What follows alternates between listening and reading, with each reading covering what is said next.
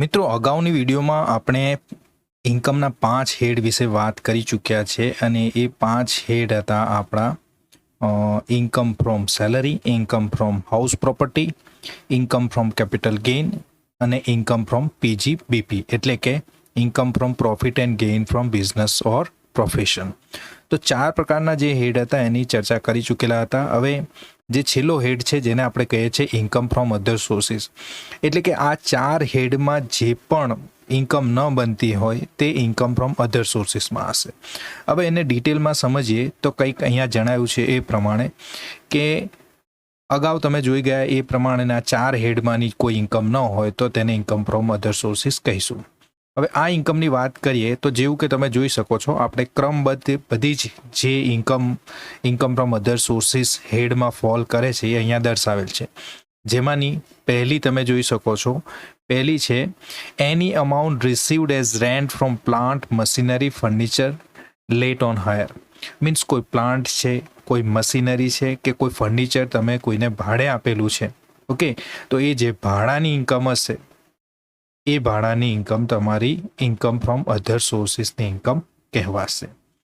આગળ વધીએ તો આગળ આપણને જણાવેલું છે એવો કોઈ પણ પ્રકારનો પ્રોગ્રામ હોય, ગેમ હોય, પઝલ્સ હોય, ઓકે, તો એ દરેકમાંથી કોઈ પણ રકમ તમને પ્રાઇઝના સ્વરૂપે મળે કે પછી લોટરી મળતી હોય તો એ ઇન્કમ પર તમારી ઇન્કમ ફ્રોમ અધર સોર્સિસની ઇન્કમ કહેવાશે. આગળ વધીએ તો જણાવેલું છે રેન્ટ ફ્રોમ સબલેટિંગ, મતલબ તમને કોઈક હાઉસ પ્રોપર્ટી ભાડે મળેલ છે. હવે વાત થઈ છે હાઉસ પ્રોપર્ટીની, ઓકે, બીજી મૂવેબલ પ્રોપર્ટીની નહીં, હાઉસ પ્રોપર્ટી. હાઉસ પ્રોપર્ટી કોઈક છે જે તમે ભાડે અવેલ કરો છો, મતલબ તમે ભાડુઆત છો અને તમે ભાડુઆત થઈને બીજા કોઈ વ્યક્તિને તમે એ જ પ્રોપર્ટી ભાડે આપો, એને કહીએ સબલેટિંગ.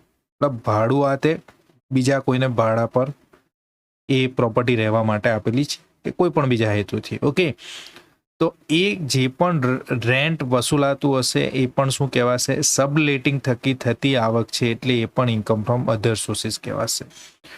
જો એ જે પ્રોપર્ટી છે એની માલિકી તમારી ખુદની છે, મતલબ તમે ઓનર છો ને કોઈને ભાડે આપો છો, તો એ ઇન્કમ ફ્રોમ હાઉસ પ્રોપર્ટી કહેવાશે. પણ તમને કોઈ ભાડે આપેલી મિલકત છે એ તમે બીજા કોઈને ભાડે આપો છો, એનો મતલબ કે એ સબલેટિંગ કહેવાશે અને તે ઇન્કમ ફ્રોમ અધર સોર્સિસની ઇન્કમ કહેવાશે. અચ્છા, આગળ જણાવ્યું છે કે ઇન્કમ ટેક્સ એક્ટ અનુસાર સેક્શન 10માં ફોલ કરતી એવી ડિવિડન્ડની ઇન્કમ છે, એના સિવાયની કોઈ ડિવિડન્ડની જો ઇન્કમ હશે તો એ પણ ઇન્કમ ફ્રોમ અધર સોર્સિસ કહેવાશે. અહીંયા સ્પષ્ટ જણાવવામાં આવેલું છે કે એમ્પ્લોયી દ્વારા એમ્પ્લોયરનું કોઈ કામ કરી આપવામાં આવેલું છે, મીન્સ કોઈ કન્ટ્રીબ્યુશન થયેલું છે અને એ બિઝનેસનો પાર્ટ નથી, તો એ પણ income from other sources consider કરવામાં આવશે. ઇન્ટરેસ્ટ રિસીવ્ડ ફ્રોમ બેંક, તો તમારા બેંકનું કે પોસ્ટ ઓફિસનું સેવિંગ બેંક એકાઉન્ટ હોય અને એમાં જે પણ ઇન્કમ તમે અર્ન કરો છો, મતલબ ઇન્ટરેસ્ટ અર્ન કરો છો, તો એ પણ ઇન્કમ ફ્રોમ અધર સોર્સિસ કહેવાશે. એ ઉપરાંત interest from monthly income scheme, means post ઓફિસમાં એમાં એ સ્કીમ તમારી હોય ને એમાંથી જો કોઈ ઇન્ટરેસ્ટ અર્ન કરી રહ્યા હોય, રિકરિંગ ડિપોઝિટનું કોઈ ઇન્ટરેસ્ટ તમે અર્ન કરેલું હોય, એફડીનું કોઈ ઇન્ટરેસ્ટ તમે અર્ન કરો છો, તો આ તમામ પ્રકારના ઇન્ટરેસ્ટ એ ઇન્કમ ફ્રોમ અધર સોર્સિસમાં જોડાશે. એલઆઈસી પેન્શન સ્કીમ થકી તમને કોઈ જો પેન્શન રિસીવ થતું હોય તો એ પણ ઇન્કમ ફ્રોમ અધર સોર્સિસ ગણાશે. Interest received against personal loan, તમે કોઈને પર્સનલ લોન આપી હોય અને સામે જો તમે ઇન્ટરેસ્ટ રિસીવ કરતા હોય તો એ પણ ઇન્કમ ફ્રોમ અધર સોર્સિસ કહેવાશે, જ્યાં સુધી આ પર્સનલ લોન આપવાની જે પ્રવૃત્તિ છે એ તમારો બિઝનેસ ન હોય. એ જ પ્રમાણે બોન્ડ્સ કે ડિબેન્ચર થકી તમને જો ઇન્ટરેસ્ટ રિસીવ થતું હોય તો એ પણ ઇન્કમ ફ્રોમ અધર સોર્સિસ કહેવાશે. તે ઉપરાંત કીમેન ઇન્સ્યોરન્સ પોલિસી થકી તમને કોઈ જો અમાઉન્ટ રિસીવ થતી હોય તો એ પણ ઇન્કમ ફ્રોમ અધર સોર્સિસ કહેવાશે.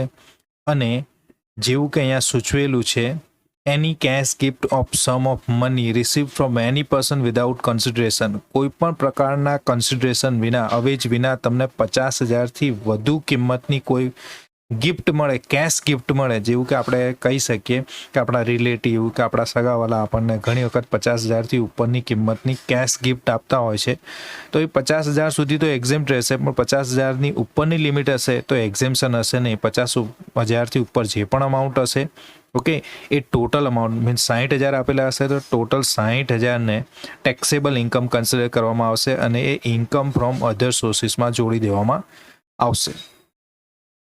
ઇન્ટરેસ્ટ રિસીવ્ડ ઓન કોમ્પેન્સેશન, કદાચ તમને કોઈ કોમ્પેન્સેશન મળ્યું હોય, કોઈ વળતર મળ્યું હોય, જોબમાંથી છૂટા કરેલા હોય, કાં તો પછી બીજી કોઈક રીતે તમને કોમ્પેન્સેટ કરવામાં આવ્યા હોય કોઈ પણ બાબતમાં, તો એ જે કોમ્પેન્સેશન મળે છે એ પણ શું કહેવાશે? તમારું ઇન્કમ ફ્રોમ અધર સોર્સિસની આવક ગણાશે. એ જ પ્રમાણે તમને જો ઇન્કમ ટેક્સનું રિફંડ મળતું હોય ને એ રિફંડની ઉપર જો ઇન્ટરેસ્ટ મળેલું હોય તો તે પણ ઇન્કમ ફ્રોમ અધર સોર્સિસ છે. તો તમે જોઈ શકો છો કે ઇન્ટરેસ્ટ, તમામ પ્રકારના જે ઇન્ટરેસ્ટ છે, તમામ પ્રકારના interest income from other sources કહેવાશે. આગળ જોઈએ તો ટ્યુશનની કોઈ ફીસ તમે વસૂલ કરતા હોય, એક્ઝામિનેશન ફીસ વસૂલ કરતા હોય તો એ પણ ઇન્કમ ફ્રોમ અધર સોર્સિસ કહેવાશે. રોયલ્ટી કોઈ રિસીવ કરી છે તો એ પણ ઇન્કમ ફ્રોમ અધર સોર્સિસ છે.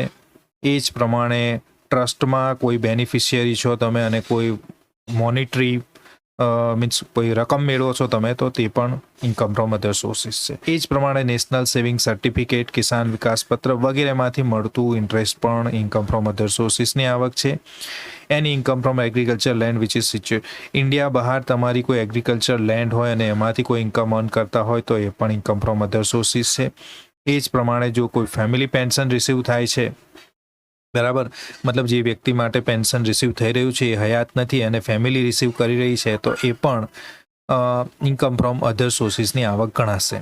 આમ ઉપર જણાવ્યું તે પ્રમાણે ઘણી બીજી પણ કેઝ્યુઅલ જે ઇન્કમ હોય છે એ પણ ઇન્કમ ફ્રોમ અધર સોર્સિસ કહેવાય છે. કમિશન હોય તો કમિશન પણ ઇન્કમ ફ્રોમ અધર સોર્સિસ કહેવાશે. એ ઉપરાંત પ્લોટ ઓફ લેન્ડ, મતલબ કે એવી કોઈ જમીન છે જે ખાલી પડી રહી છે, એમાં કોઈ એક્ટિવિટી થતી નથી અને એ જો કોઈને ભાડે આપવામાં આવેલો હોય તો એ પણ ઇન્કમ ફ્રોમ અધર સોર્સિસની ઇન્કમ ગણાશે.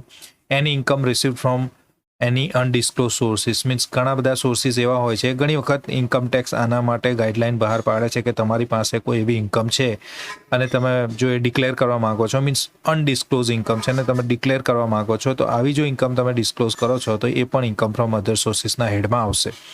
મેમ્બર ઓફ પાર્લામેન્ટને જે પણ સેલરી મળે છે એ પણ ઇન્કમ ફ્રોમ અધર સોર્સિસમાં એને સામેલ કરવામાં આવે છે. ઘણી વખત આપણે જોઈએ છે કે કેટલીક બિલ્ડિંગ્સ પર કે પછી કેટલીક સ્પેસિફિક જગ્યા પર તમને મોટા મોટા માર્કેટિંગ માટેના હોર્ડિંગ જોવા મળે છે. ઓકે, તો એ હોર્ડિંગ પર જેણે લગાવેલા હોય એ પોતે જે પણ વ્યક્તિની જમીન હશે કે બિલ્ડિંગ હશે ત્યાં ભાડું ચૂકવતા હશે તો એ ભાડા થકી જે જે રકમ પ્રાપ્ત થતી હશે એ પણ ઇન્કમ ફ્રોમ અધર સોર્સિસ કહેવાશે. શેર એપ્લિકેશન મની પર તમને જે ઇન્કમ રિસીવ થાય છે એ પણ ઇન્કમ ફ્રોમ અધર સોર્સિસ છે. ડિબેન્ચર એપ્લિકેશન મની પર જે ઇન્ટરેસ્ટ મળે છે એ પણ છે અને ટેક્સ રિફંડ આપણે ઓલરેડી વાત કરી રહ્યા છે. આ તમામ પ્રકારની ઇન્કમ ફ્રોમ અધર સોર્સિસ કહેવાશે. હા, અહીંયા જેવું દર્શાવેલું છે એ પ્રમાણે કે તમે કોઈ ફર્નિચર, મશીનરી, પ્લાન્ટ વગેરે ભાડે આપેલા છે પણ એના પર જો કોઈ ખર્ચો થયો હોય તો એ ખર્ચો તમે તેમાંથી બાદ લઈ શકો છો અને તમારે નેટ જે ઇન્કમ હોય એ બતાવવાની રહે છે.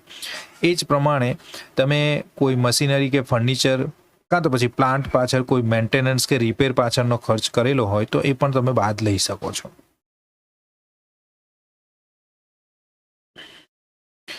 અને આ જ મશીનરી, પ્લાન્ટ અને ફર્નિચર માટે તમે જો કોઈ ઇન્સ્યોરન્સ પ્રીમિયમ ભરતા હો તો એને પણ તમે બાદ લઈ શકો છો. આ સિવાય ડેપ્રિસિએશન તો હંમેશા માટે હવે રહેશે કે આ જે મિલકત છે કે જે તમે ભાડે આપેલી છે, મશીનરી, પ્લાન્ટ કે ફર્નિચર, એ જે ભાડે આપેલ છે અને એના પર જે ડેપ્રિસિએશનનો નિયમ છે એ પ્રમાણે તમે ડેપ્રિસિએશન પણ ક્લેમ કરી શકો છો.